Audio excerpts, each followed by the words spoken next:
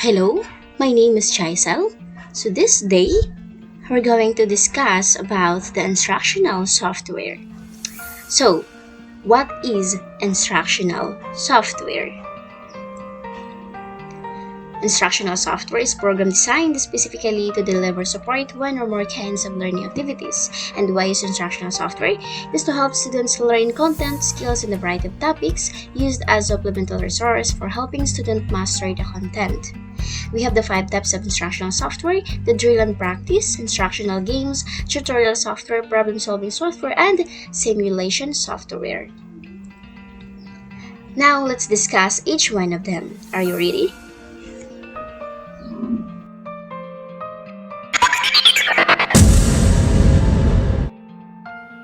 The first type of instructional software is drill and practice software. Its function is just as it describes. It provides students practice through the use of repetition. Students can work on items and receive instant feedback. This is beneficial for many reasons. First of all, students are given the immediate feedback. Students can also pace themselves through the drills so they don't have to keep up with a constant pacing that the teacher is requiring. And also, it's a time saver for teachers as they won't be spending time grading a worksheet, for example. A great example of this at the high school level is Quizlet. Quizlet allows users to create and share flashcards. Students have the option to study the flashcards, play games, and test themselves. Teachers can even create classes on Quizlet to track their students' progress.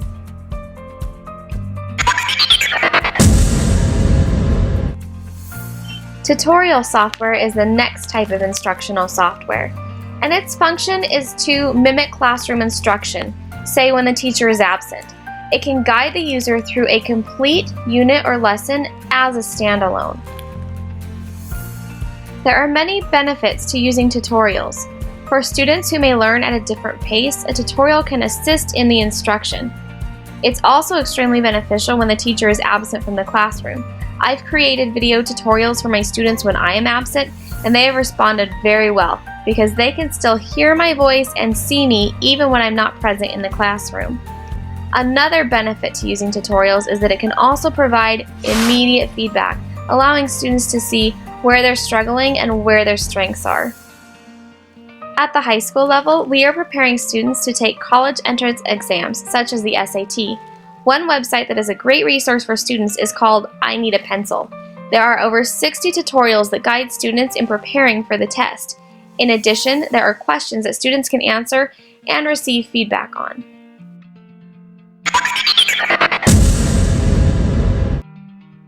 The third type of instructional software is simulation software. Simulations provide students a model of a real system or how a real system works. The advantages to a simulation are that it provides students with as close to a real experience as possible within time and budget constraints. It also increases student involvement because it is closer to a real-world experience. And it also saves resources for the schools. I would love to take my students on a field trip to another country. However, that's really not possible at this point. So the next best thing would be a simulated field trip. The Google World Wonders project provides that opportunity. Students can virtually visit another location without even leaving the comfort of their own classroom. Simulations are also very helpful in the science classroom. PhET is a website by the University of Colorado at Boulder, and this site provides students the opportunity to participate in interactive science simulations. This allows students to experiment safely and have multiple attempts at science experiments.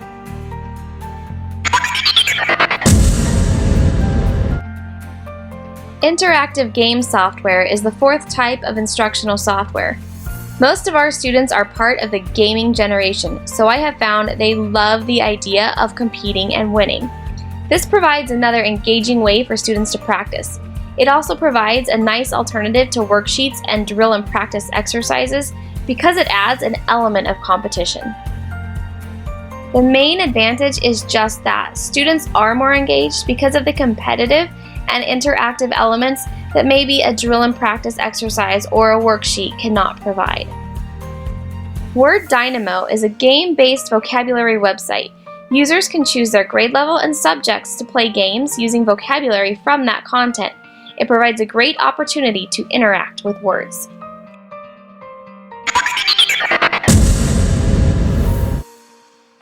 Problem-solving software is the last type of software. This provides students the opportunity to complete a task using problem-solving skills or skills learned in a content area. This type of software is designed to augment the problem-solving skills of students. There are many advantages to problem-solving software. The first is that it requires a higher level of thinking rather than the lower level of thinking such as just recalling facts or vocabulary. And this adds to the challenging element because it's not a simple, say, multiple choice, true, false problem. Students have to actually utilize the knowledge they've gained to solve something. It also provides emphasis on the process that the students use to accomplish a goal. One type of problem-solving software is SketchUp. In the communications course I teach, I put students into groups and ask them to create a new product that would appeal to the consumer's ethos, pathos, and logos. Students could use SketchUp to create that product. At the end of this project, students present the model of their product and give a sales pitch to the consumer. This teaches many skills. First, they are utilizing their group communication skills.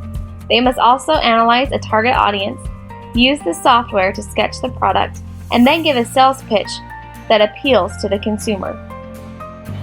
When evaluating instructional software, looking at the type and function is just one of the aspects.